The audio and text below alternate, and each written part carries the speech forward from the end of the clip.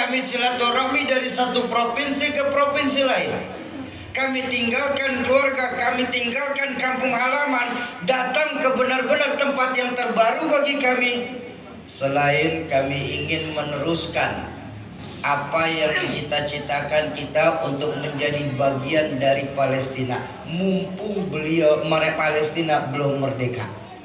Kenapa? Percayalah, ketika Palestina merdeka, maka kita tidak akan pernah punya musuh. Masing-masing kita saling membutuhkan satu sama lain.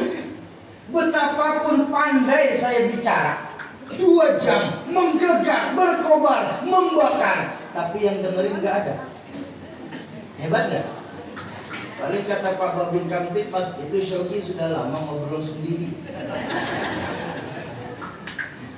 Betapapun hebatnya kita tetap memerlukan orang lain dalam lingkungan kita. Konteksnya apa? Ayo kita jalin ukhuwah Islamiyah di antara kita. Apalagi orang yang mampu menjadi contoh. Betul? Memberi contoh mudah, tapi untuk menjadi contoh ini yang paling susah.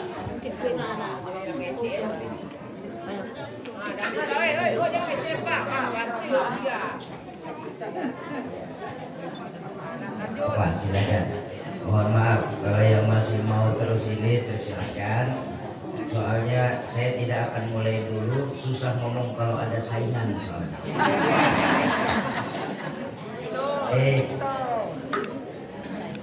Itulah sebabnya Bapak Ibu, kenapa Allah memerintahkan kita mencontoh baginda Rasulullah Sallallahu Alaihi Wasallam. Baginda Nabi selain memberi contoh, beliau pun mampu menjadi contoh. Apa sih yang bisa kita contoh dari pribadi baginda Nabi? Pertama,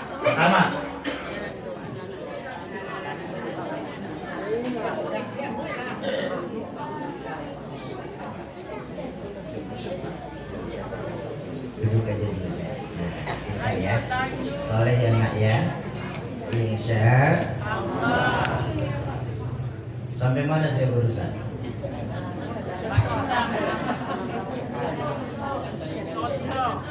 Baginda Nabi dalam berdakwah, Pak, mengembalikan lagi nilai-nilai keimanan kita kepada Allah. Yang sangat kita rasakan bahwa memang belakangan ini akibat kebutuhan kita akan dunia yang semakin meningkat, menyebabkan iman kita kepada Allah lah yang semakin menurun. Apa buktinya, Shoki? Maaf Bapak Ibu, maaf. Berapa banyak dari kita yang duduk di Masjid Nurul Amal ini, maaf, saya minta maaf, baru ingat Allah saat kepalanya terbentur tembok. Betul? Kalau kepala kita sudah terbentur tembok, Pak, jeduk, ya Allah, baru kita ingat Allah. Artinya apa?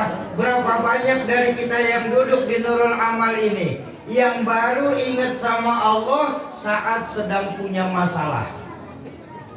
Oh, kalau lagi punya masalah, cakep orang bungus ini Pak imannya. Zikir, tidak berhenti-berhenti. Ya Allah, ya Allah, ya Allah. Sholat, belum azan sudah masuk Nurul Amal. Sama kiai, sama guru langsung dekat. Kenapa? Lagi punya masalah. Tapi begitu lolos dari masalah, Allah selesaikan permasalahan kita, jalan ke Nurul Amal bisa kesasar lagi. Ini Nurul Amal Jakarta ya, bukan di Bungus. Kalau di Bungus insya Allah sama.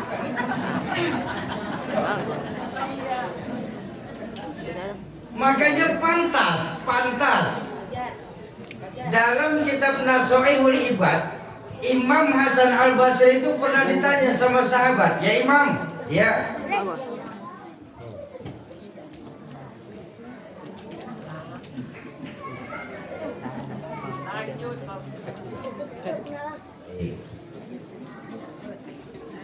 Imam Hasan Al-Basri pernah ditanya oleh para sahabat, ya Imam, ya, apa sih yang menyebabkan doa kita sampai sekarang belum dijawab sama Allah?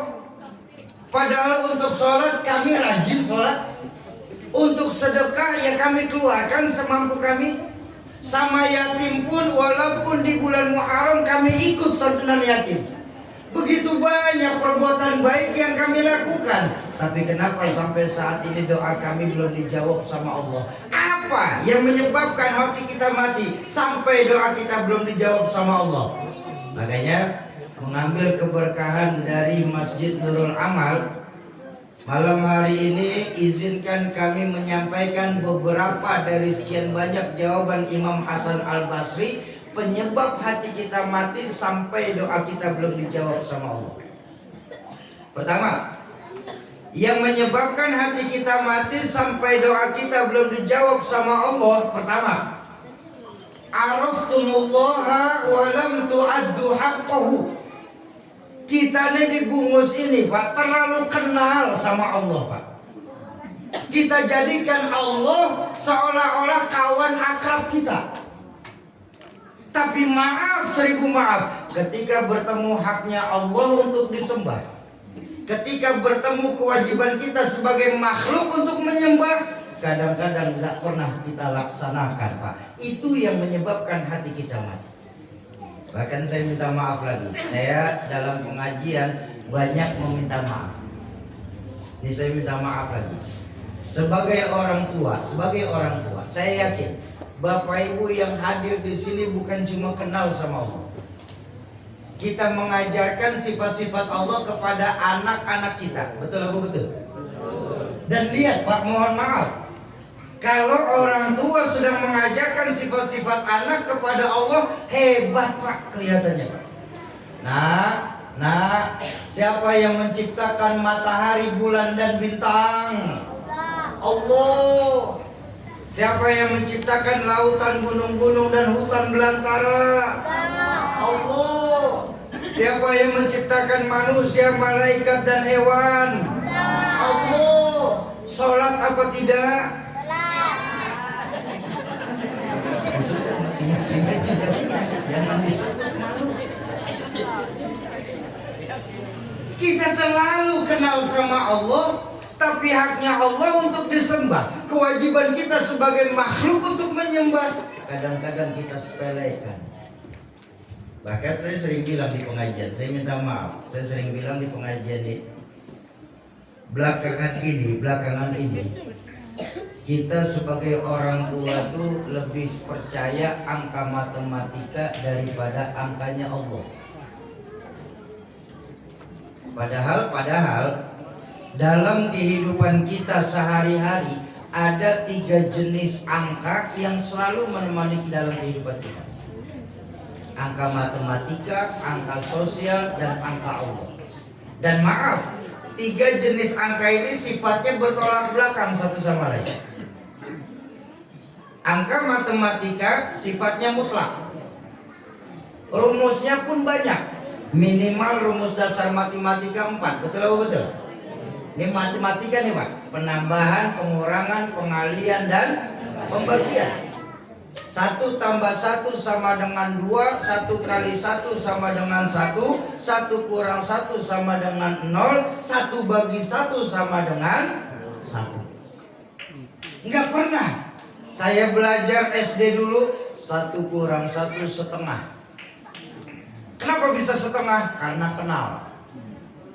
Angka matematika tidak pernah peduli mau kenal mau tidak, 1 kurang 1 0. Kenapa? Sifatnya mutlak. Dan maaf, sebagai muslim kita lebih percaya angka matematika.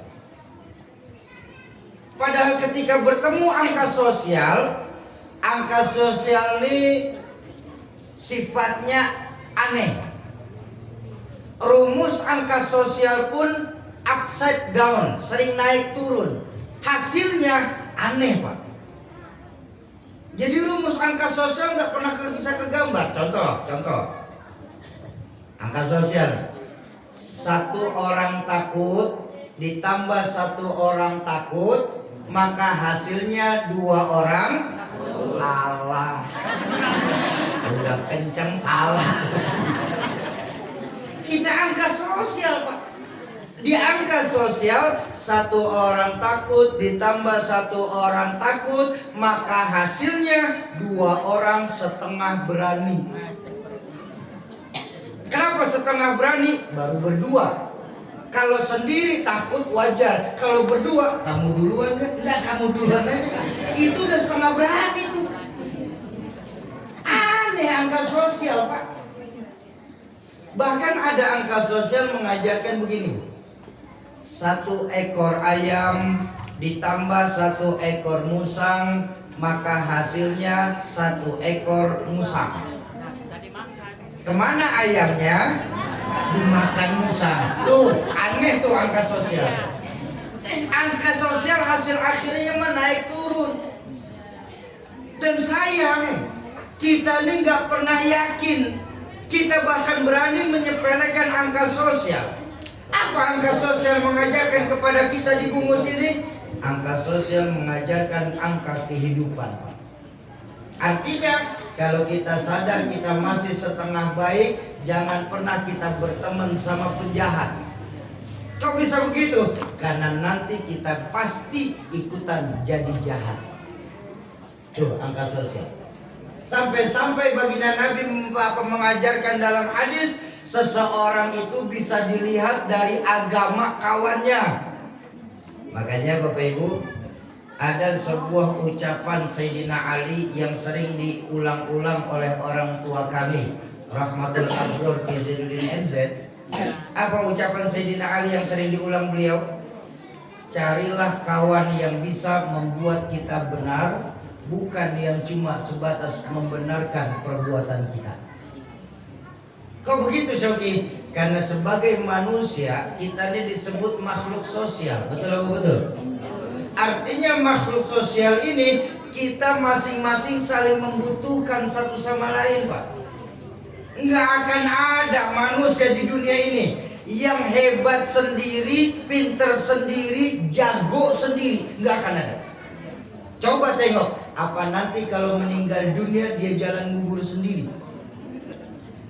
Betapapun hebatnya kita tetap memerlukan orang lain dalam kehidupan kita. Betul? Ini maaf, saya minta maaf lagi deh. Malam hari ini Pak, Bu, saya bisa hadir di Nurul Amal ini bukan lantaran saya orang alim, naudzubillah.